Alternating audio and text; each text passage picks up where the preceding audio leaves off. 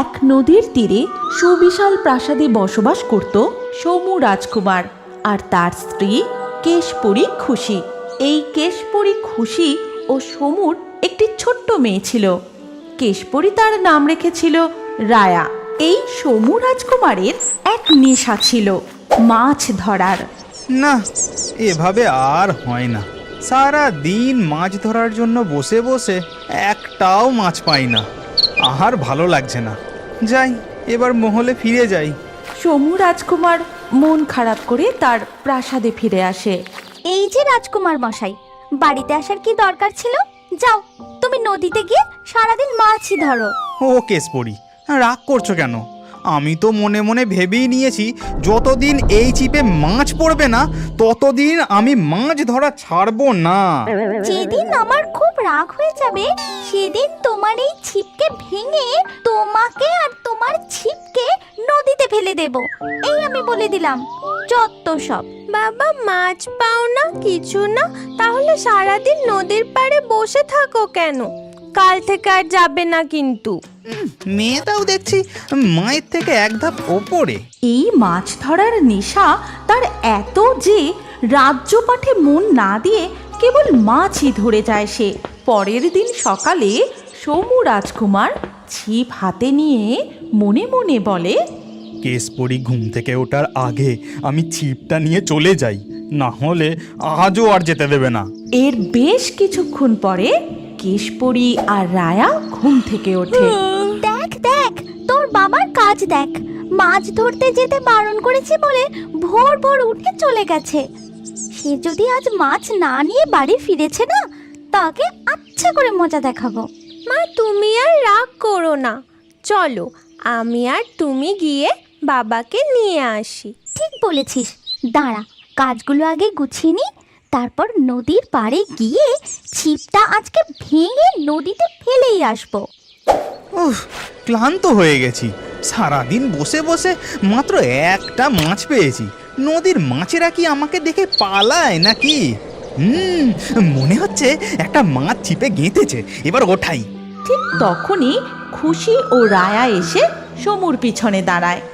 আর সেই মুহূর্তেই সমু ছিপে টান দেয়, আর ছিপটা গিয়ে পিছন দিকে কেশপুরীর মাথায় গিয়ে গেঁথে যায়। কি হলো? ছিপটা পিছন থেকে আসছে না কেন? মরে গেলাম। আরে রাজকুমার, ছিপটা আমার মাথায় গেঁথেছে, তাহলে সামনে যাবে কিভাবে? আগে ছিপটা ছাড়াও। পিছন থেকে একটু সাড়া দিয়ে তো আসবে নাকি? এরপর সমু রাজকুমার ছিপের বড়শিটা বউয়ের মাথা থেকে ছাড়িয়ে নেয়। ভেবেছিলাম তোমাকে আর তোমার ছিপকে একসাথে নদীতে ফেলে দেব, তা না, ছিপে আমার কতগুলো চুল ছিঁড়ে গেল।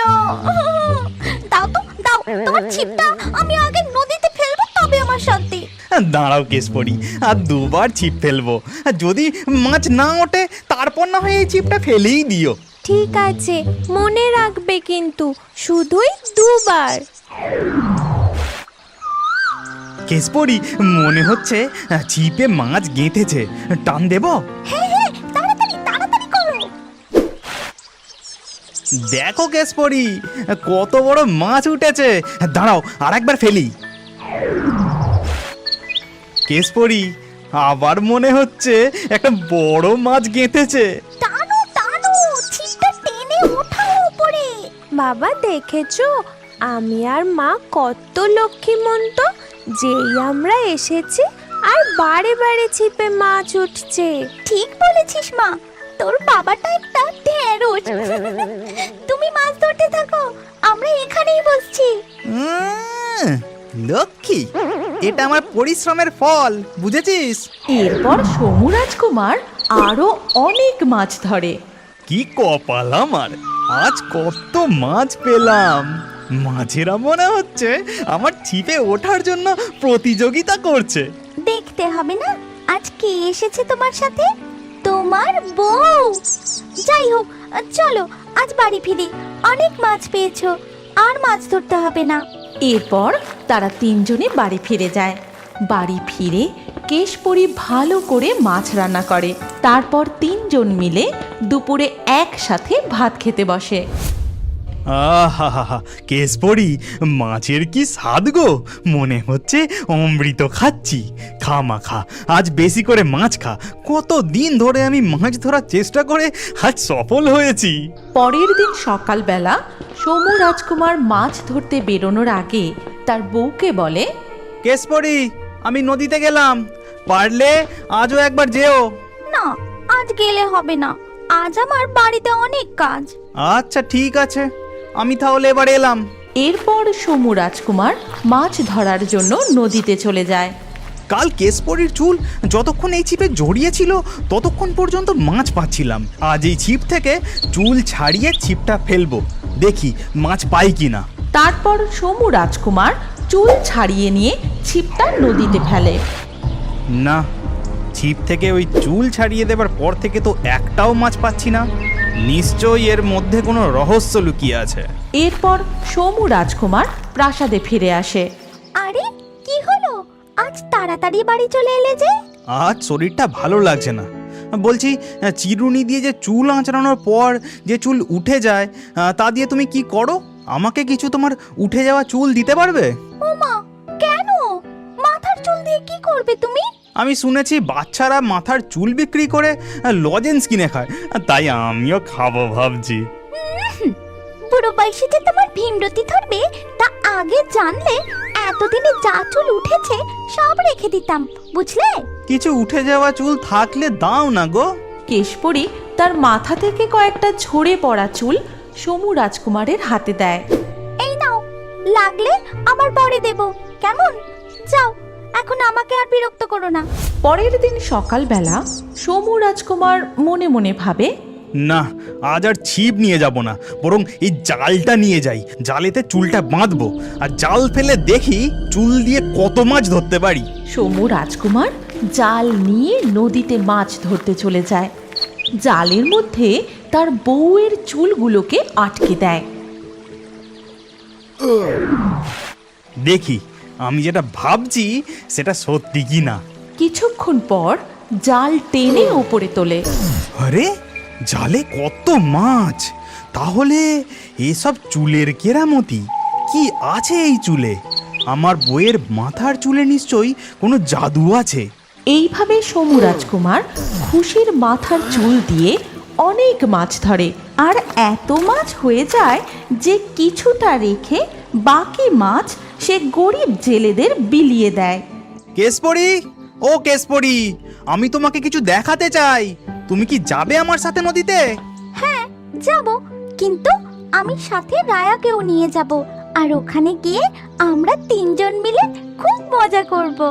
হ্যাঁ মা, খুব মজা করব। চলো চলো, আমরা তাড়াতাড়ি যাই। এরপর সমু রাজকুমার সঙ্গে চুল, জাল আর বউ মেয়েকে নিয়ে নদীতে যায়। কেশপরি, আমার মনে হয় তোমার চুলে কোনো জাদু আছে। তোমার চুল দিয়ে আমি জাল ফেললে বা ছিপ ফেললেই সাথে সাথেই তাতে মাছ পড়ে। পাগলের মতো এসব কি বলছো? আমার চুলের জন্য মানে?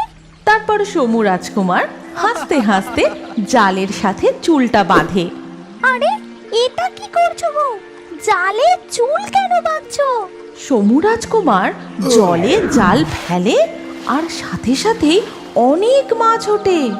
দেখেছো কেশপরি তোমার চুলের কেরামতি? এবার দেখো চুল ছাড়া জাল ফেললে কি হয়। কিন্তু সমু রাজকুমার চুল ছাড়া জাল জলে ফেললে একটাও মাছ পায় না। এবার দেখেছো তো জালে একটাও মাছ উঠলো না। আমি এতদিন তোমাকে কিছু বলিনি, এবার তুমি আমাকে সত্যি সত্যি বলো তো, তোমার চুলে কি রহস্য আছে যে চুল দিয়ে মাছ ধরলেই আমি এত মাছ পাই? সত্যি আমি তো কিছুই জানি না, জানলে তো তোমাকে অবশ্যই বলতাম। এমন সময় নদী থেকে নীল জলপরি উঠে আসে আর সে বলে, আমি জানি তোমার বউয়ের এই চুলের রহস্য, জানতে চাও তোমরা? ও, অবশ্যই নীল জলপরি, এই চুলের রহস্য কি?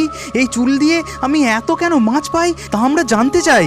তোমার বউয়ের জন্মের পর থেকে মাথায় একটাও চুল ছিল না, তাই তার বাবা এক নাগরাজের কাছে যায়। নাগরাজ, আমার মেয়েটার জন্মের পর থেকে মাথায় একটাও চুল নেই। আমার মেয়েটার চুলের ব্যবস্থা করে দিন। ওই জঙ্গলের পাশে এক নদী আছে, ওই নদীর নীল জলপরির থেকে তার ঝরা আঁশ নিয়ে আসবি, তা দিয়ে তোর মেয়ের চুলের ব্যবস্থা আমি করে দেব। কেশপুরীর বাবা নদীর ধারে গিয়ে নীল জলপরীকে স্মরণ করতে থাকে। নীল জলপরি, তুমি উপরে এসো, তোমাকে যে আমার খুব দরকার। আমাকে বলো তোমার কিসের দরকার, কি জন্য আমাকে ডাকলে? নীল জলপরি, আমার মেয়ের মাথায় কোনো চুল নেই, তোমার ঝরা আঁশ লাগবে, তাহলে আমার মেয়ের মাথার চুল গজাবে, দয়া করে আমায় দাও। তারপর নীল জলপরী জাদু করে কিছু ঝরে পড়া আঁশ তার হাতে দেয়। এই নাও আমার ঝরে পড়া আঁশ। আমার জন্য যদি তোমার মেয়ে চুল ফিরে পায় তবে আমি নিজেকে ধন্য মনে করব। আর হ্যাঁ, এই আঁশ দিয়ে যদি চুল বানানো হয় তবে সেই চুল দিয়ে তোমরা সারা জীবন মাছ ধরতে পারবে। ধন্যবাদ জলপরি, এখন আমরা আসি। এরপর কেশপুরীর বাবা নাগরাজের কাছে ফিরে যায় আর ওই ঝরে পড়া আঁশ নাগরাজকে দেয়। নাগরাজ তার জাদু দ্বারা ওই আঁশ দিয়ে কেশপুরীর মাথায় চুল বানিয়ে দেয়। এই হলো তোমার বউয়ের চুলের আসল রহস্য। আমি তো তখন অনেক ছোট ছিলাম, আর আমার তেমন জ্ঞান হওয়ার আগেই বাবাও মারা গিয়েছিলেন, তাই আমার চুল যে এমন জাদুর সে ব্যাপারে আমার কিছুই জানা নেই। আরো আগে তোমার এই চুলের রহস্য জানলে আমাকে আর ছিপ হাতে সারাদিন নদীর পাড়ে বসে থাকতে হতো না। খুব হয়েছে, চলো এবার বাড়ি ফিরি। সারা জীবন পড়ে আছে চুল দিয়ে মাছ ধরার জন্য। এরপর থেকে সমু রাজকুমার প্রায় প্রতিদিনই নদী থেকে অনেক মাছ ধরতে থাকে এবং কিছু মাছ নিজেদের জন্য রেখে বাকি মাছ রাজ্যের সাধারণ মানুষের মধ্যে বিলিয়ে দেয়। আমাদের গল্প এখানেই শেষ হলো। আপনার যদি আমাদের এই গল্প ভালো লাগে তাহলে এই ভিডিওটি লাইক অবশ্যই করুন। আর এখন আরও একটি মজাদার নতুন কার্টুন দেখার জন্য স্ক্রিনের উপর এই ভিডিওতে ক্লিক করুন আর আমাদের চ্যানেলটি তাড়াতাড়ি সাবস্ক্রাইব করে নিন।